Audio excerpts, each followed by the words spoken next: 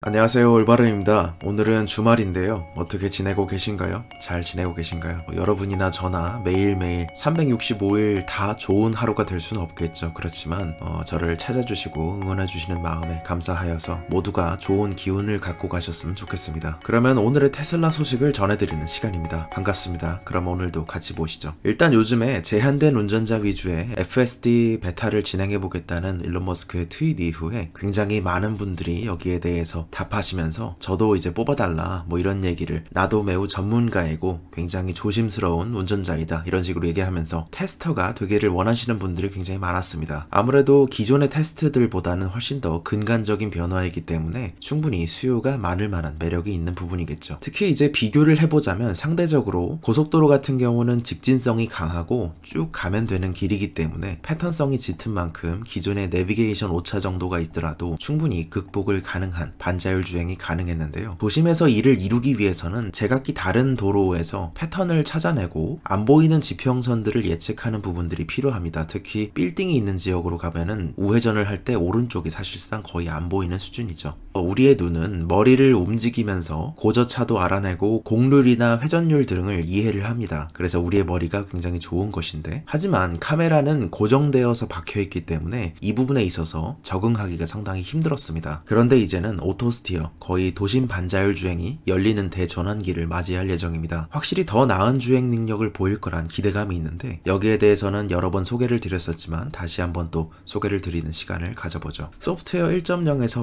2.0으로 바뀌는 소프트웨어를 다시 쓴다는 그것은 왼쪽의 사진들처럼 이렇게 왼쪽 카메라, 중앙 카메라, 오른쪽 카메라에서 인식된 도로의 이미지들이 보이시죠? 아래에 맨 왼쪽은 여기는 실제 측량한 값이고, 그리고 맨 오른쪽은 소프트웨어 1.0 기반의 오토파일럿 소프트웨어입니다. 그리고 중간은 이제 바뀌게 되는 소프트웨어 2.0이죠. 카메라가 받아들이게 될 8개의 이미지 자체를 예전에는 각자의 이미지 인식 알고리즘을 거친 뒤에 그 나중에 통합이 되어서 이것을 인식을 하게 됐었는데, 이제는 그렇지 않고 8개를 한 번에 통합해서 인식을 한 뒤 받아들이는 사물의 인식률이나 라벨의 정확도도 높아지는 장점이 있습니다. 물론 여기에 구체적으로 이렇게 쉽게 바꿀 수 없었던 이유들은 충분히 존재하죠. 그리고 맨 오른쪽의 소프트웨어 1.0, 이것이 1.0이 본 도로 경계 값이고 이것이 실측 값이죠. 그리고 중앙의 도로 값을 보게 되면 가장 큰 차이점을 알 수 있는 것이 있습니다. 스마트 서먼을 썼을 때 테슬라는 이 카메라를 기반으로 오큐펜시 맵을 만듭니다. 점유지도라고 할 수도 있고 어쨌든 작은 지도를 만들어내는데요. 8개의 카메라가 이런 식으로 각각이 다른 곳을 보고 있기 때문에 화각에 따라서 왜곡이 생기게 됐죠.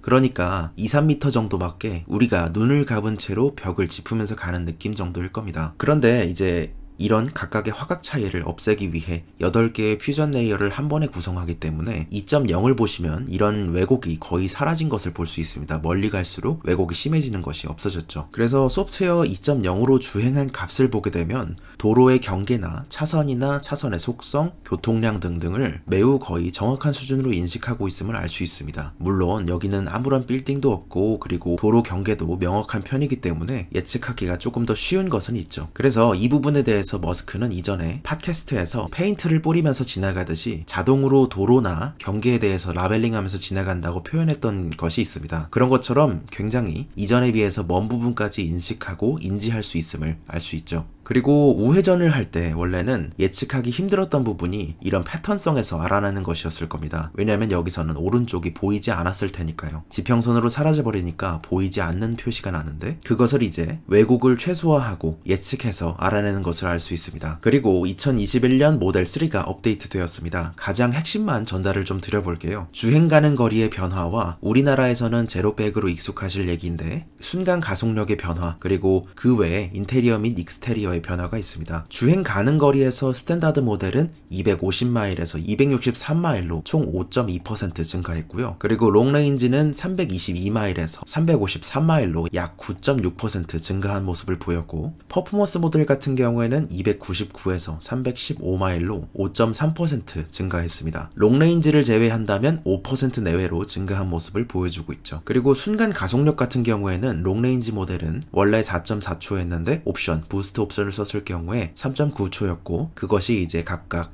4.2초, 3.7초로 줄어들었으며, 퍼포먼스 모델은 3.2초였던 것을 3.1초까지 빠르게 줄이게 되었습니다. 그리고 그 외에 인테리어와 익스테리어 부분에서는 파워리프트 트렁크와 크롬 부분을 없애는 것, 이런 것이죠. 그리고 히트펌프의 변화와 인테리어의 변화, 림 변화 등이 꼽혔습니다. 그리고 모델 3의 스탠다드와 퍼포먼스가 각각 5.2%와 5.3%의 주행거리 향상이 있었고, 10월 15일에 있었던 영상 중에 제가 모델 X의 주행거리 범위 증가를 알려드리면서 약 5%의 증가가 셀과 배터리 전체에서의 효율화를 통해서 이루어진 것이라면, 그렇다면 생산 라인의 적용 및 업그레이드 정도에 따라 모델 3와 모델 Y까지도 적용될 거란 가정이 있었는데, 이 부분에 대해서 파나소닉이 7월쯤에 언급했던 새 배터리 기술이죠. 7월 당시에 얘기됐던 것은 2170 배터리였습니다. 모델 3가 2170 배터리를 쓰고 있기 때문에 이 부분에 대해서는 모델 Y의 적용도 이제 차츰차츰 이뤄질 거란 얘기였죠. 그러면서 이게 18650인데 왜 이것도 5% 정도 오른 것인지, 이것에 대해서는 조금 여지가 있다, 이런 말씀은 드린 바 있었습니다. 그리고 파나소닉 쪽에서 언급했던 새 배터리 기술을 적용한다는 것은 결국에 에너지 밀도를 5% 높이고 코발트 함량을 낮추는 것이기 때문에 이것에 대해서 비용 절감도 예상되는 지점들이 있습니다. 그리고 여기에 이어서 월가의 컨센서스 내용을 잠깐 같이 보실 텐데요. 베어드의 벤 칼론은 테슬라에 대한 투자 의견을 보유로 유지했으며 목표 주가는 $450로 유지했습니다. 그런데 이것보다 더 중요한 것은 어쨌든 아마 주주님들께서는 테슬라가 10월 21일 날 3분기 실적을 발표한다는 것을 알고 계실 텐데요. 이 부분에 있어서 이익률 동향을 주목하는 것이 필요하다는 얘기였습니다. 그래서 중요한 부분만 보자면 매출 총 이익률을 통해서 자동차의 판매 추이나 가격 정책의 조정, 배터리 생산 비용이나 생산 설비 확충 등 전체적인 맥락에 대해서 읽을 수 있게 되고, 이익률에 대해서 의문을 갖게 했던 것 중 하나인 탄소 배출 크레딧에 대한 영향을 볼 수 있는 지표라는 점입니다. 그리고 이 부분이죠. 최근에 빠르게 진행된 각종 모델군에서 가격 인하, 이것이 아까 파나소닉의 코발트 함량을 줄이는 기술을 접목하거나 여러가지 비용 절감을 통해서 이뤄진 것인지, 아니면은 말 그대로 수요가 악화함에 따라 부스팅하기 위한 것인지, 이런 것들에 따라서 매출 총 이익률로 확인할 수 있다는 것이었습니다.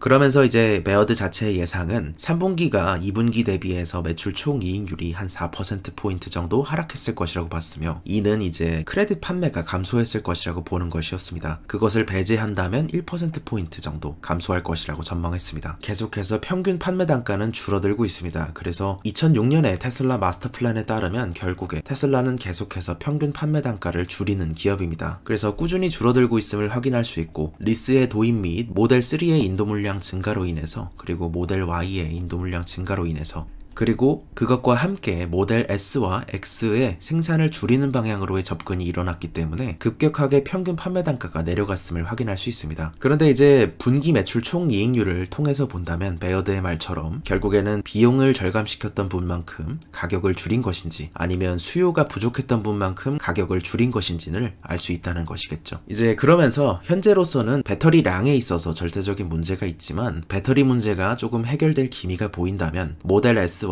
모델 X의 생산 증가를 바라는 일견의 생각들도 존재합니다. 이제 아프리카와 인도 시장, 특히 아프리카 같은 경우는 케냐 쪽은 100만 장자가 빠르게 늘고 있기 때문에 이런 쪽은 슈퍼카 모델들도 굉장히 많은데요. 그들에게 이제 전체적으로 다 판매할 수는 없겠지만 상위층을 통해서도 인구가 많은 지역이 있는 만큼 이들을 다시 개척하기 위해 마스터 플랜을 다시 작동하는 것이 어쩌라는 의견이었습니다. 그래서 로드스터 대신에 S와 X 모델을 이쪽으로 판매하는 것이 어떻겠냐는 의견이었죠. 포르쉐 같은 경우도 타이칸 모델을 남아공에서 대리점을 통해서 판매하고 있는 점을 붙이면서 신규 시장 개척에 브랜드를 구축하는 점이 25,000달러 시대를 준비하는 포석이 필요하다는 의견이었습니다. 그리고 폭스바겐은 본격적인 전기차 생산을 위해서 자동화 로봇을 주문한 소식이 알려졌습니다. 2200대의 로봇을 주문했는데요. 일본의 화낙과 스위스의 ABB 솔루션을 도입하게 되었습니다. 2022년부터 ID4를 생산할 예정인 독일의 엠덴과 미국의 채터누가에서는 화낙의 1400대 이상을 받게 되고, ID 버즈를 생산할 예정인 독일의 하노버에서는 ABB를 쓸 예정입니다. 그리고 이제 얼마 전에 보링 컴퍼니 소식에 대해서 전해드렸었죠. 그런데 최근 소식은 조금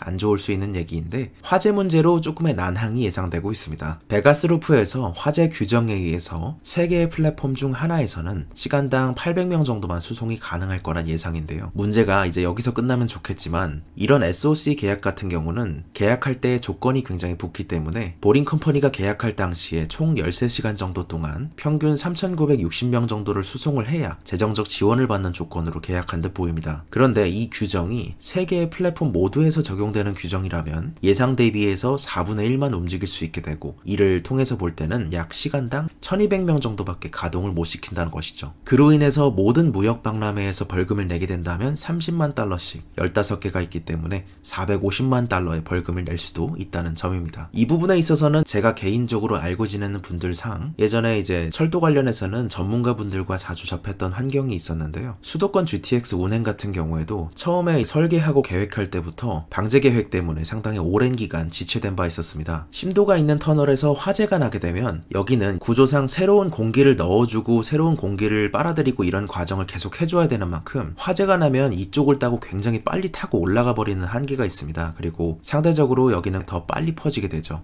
그렇기 때문에 GTX도 처음에는 대심도 부분에 승강장 피난 시간이나 피난 안전구역상의 피난 시간 규정을 지키지 못하는 문제가 있어서 조금 난항이 있었는데요. 베가스루프의 사례로 볼 때 28피트이니까 8.5m 정도라서 한국 기준으로는 저심도 정도가 될 것 같고 일본 기준으로는 천심도 정도가 될 것 같습니다. 우리나라 같은 경우에는 이렇습니다. 생활기반 시설이나 교통 관련 시설의 깊이를 나타낸 차트인데요. 보통 이제 최저심도는 아주 극히 일부 지역이기 때문에 평균 심도를 생각하시면 됩니다. 그리고 이 부분은 한국과 미국의 심도별 지하 공간 이용 계획인데, 이런 걸 전체적으로 보시면서 느낄 수 있는 부분은 어쨌든 GTX도 이런 것으로 인해서 난항을 겪은 바 있었다, 그런 부분이고, 이 40m 수준의 대심도 계획을 포함한 GTX와 1대1로 대응한다는 것은 절대 아닙니다. 당연히 대심도 계획과 저심도 계획을 1대1 비교할 수 없으며 훨씬 더 난이도가 저심도 쪽에서 쉽겠죠. 단지 화재 규정이 실무상에 꽤 까다로울 수 있다. 그리고 이런 일들은 조금 일어날 수 있다는 점을 예시로서 들어드린 부분입니다. 그리고 마지막은 독일의 전기화 차량 시장의 9월까지의 결과입니다. 노란색은 배터리 전기차이고 파란색은 플러그인 하이브리드 전기차입니다.